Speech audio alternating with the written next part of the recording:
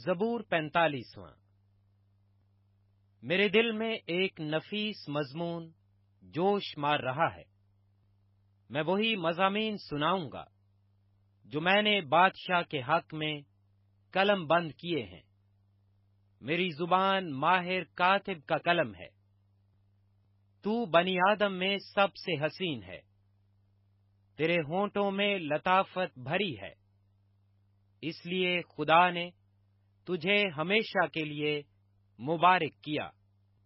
اے زبردست، تو اپنی تلوار کو جو تیری حشمت و شوکت ہے اپنی کمر سے حمائل کر، اور سچائی اور حلم اور صداقت کی خاطر اپنی شان و شوکت میں اقبال مندی سے سوار ہو، اور تیرا داہنا ہاتھ تجھے محیب کام دکھائے گا۔ تیرے تیر تیز ہیں، وہ بادشاہ کے دشمنوں کے دل میں لگے ہیں، امتیں تیرے سامنے زیر ہوتی ہیں۔ اے خدا، تیرا تخت عبدالآباد ہے، تیری سلطنت کا عصا راستی کا عصا ہے۔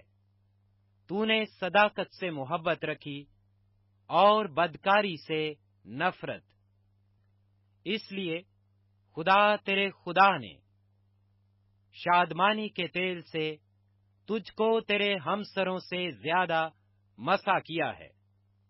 تیرے ہر لباس سے مر اور عود اور تج کی خوشبو آتی ہے۔ ہاتھی دانت کے محلوں میں سے تاردار سازوں نے تجھے خوش کیا ہے۔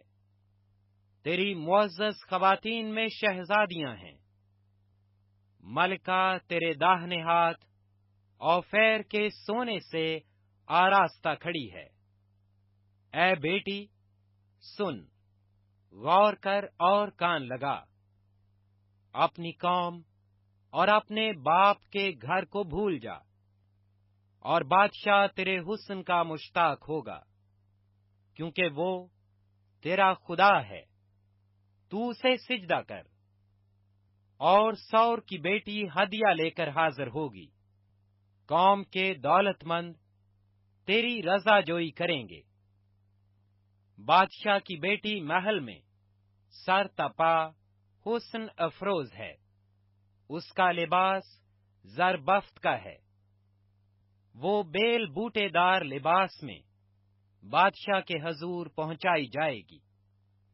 اس کی کنواری سہیلیاں جو اس کے پیچھے پیچھے چلتی ہیں تیرے سامنے حاضر کی جائیں گی۔ وہ ان کو خوشی اور خرمی سے لے آئیں گے۔ وہ بادشاہ کے محل میں داخل ہوں گی۔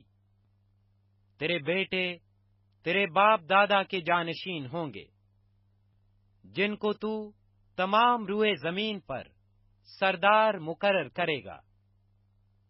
میں تیرے نام کی یاد کو نسل در نسل قائم رکھوں گا، اس لیے امتیں عبدالآباد تیری شکر گزاری کریں گی۔